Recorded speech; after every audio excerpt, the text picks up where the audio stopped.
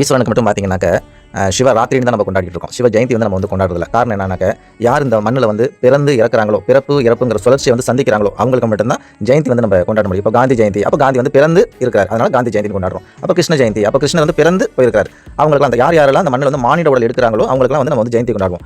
So ஈஸ்வரனுக்கு மட்டும் பார்த்தீங்கன்னாக்க மானிட உடல் கிடையாது.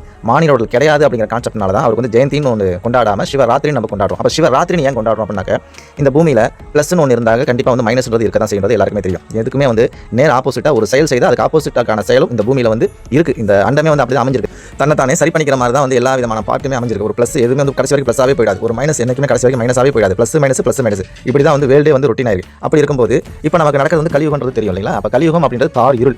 யாருமே பார்த்தீங்கன்னா தெய்வீகமான ஞானமோ குணமோ கிடையாது. இந்த 16 பேர் பெருவாள்கள்னு சொல்லுவாங்க இல்லைங்களா? அந்த 16 விதமான தெய்வீகமான குணங்களோட கலைகளோட யாருமே இந்த பூமியில் வந்து இப்போ வாழல.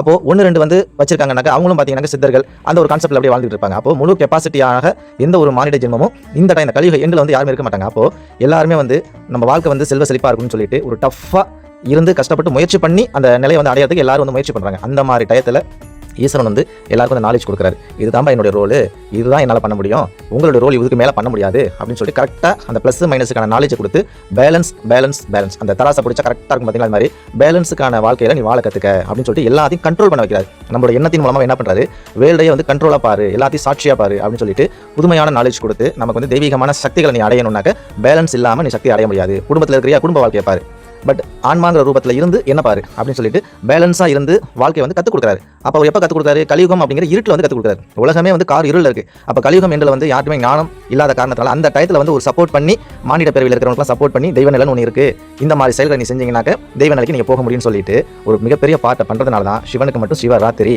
அப்படின்னு சொல்லி நம்ம வந்து கொண்டாட ஆரம்பிக்கிறோம். அப்போது எந்த ஒரு விஷயமும் ஒரு செயல் செய்யாதவங்களுக்கு நாம் இந்த பூமியில் வந்து மதிப்பு கொடுக்கணும், மரியாதை கொடுக்கணும் அப்படிங்கிற அவசியம் கிடையாது.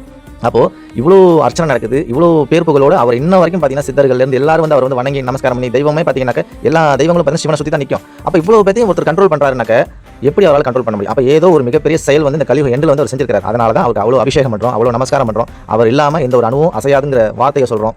இதில் முக்கியமாக நம்ம சொல்ல போனோம்னாக்க, ராவணனுடைய ராஜ்யம்னு சொல்லுவாங்க, ராமராஜ்யம்னு சொல்லுவாங்க. ராமராஜ்யம்னா என்ன? நல்ல தூய்மையான வாழ்க்கை. ராவனுடைய ராஜ்யம் என்ன? தூய்மையே இல்லாத வாழ்க்கை. இப்போ அப்படி தானே இருக்குது. அப்போது ராமராஜ்யத்தில் ராவணை வர முடியாது, ஆனால் ராவனுடைய ராஜ்யம் தானே இப்போ நடந்துகிட்டு இருக்கு. இந்த டயத்தில் சிவன் என்ட்ரி ஆகிறார்.